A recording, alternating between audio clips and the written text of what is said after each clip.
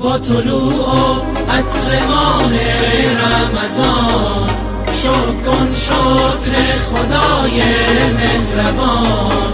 ماه تسکین دل است ماه صیام، گر ز دل باشد تراویح و قیام. ماه مهمانیست مهمان خدا، شده ای دعوت به مهمانی بیا.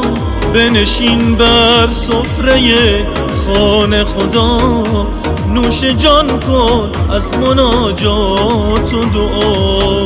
با طلوع عطر ماه رمضان شکر کن شکر خدای مهربان.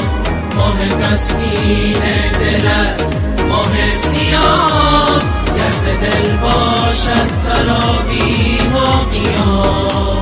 روز درمان است بر هر جسم و جان، می شود با روز جسمت پرتوان.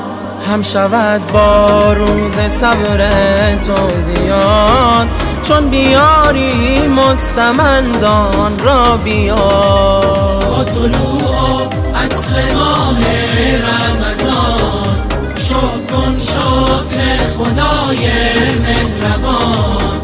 ماه تسکین دل است ماه صیام، گر ز دل باشد تراویح و قیام. روزداری حکم شرع و سنت است، جزو رکن دین برای امت است. 11 ماه غرق بودی در گناه، فرصت است 1 ماه که برگردی به راه. روزداری حکم شرع و سنت است، جزو رکن دین برای امت است. 11 ماه غرق بودی در گناه، فرصت است 1 ماه که برگردی به راه.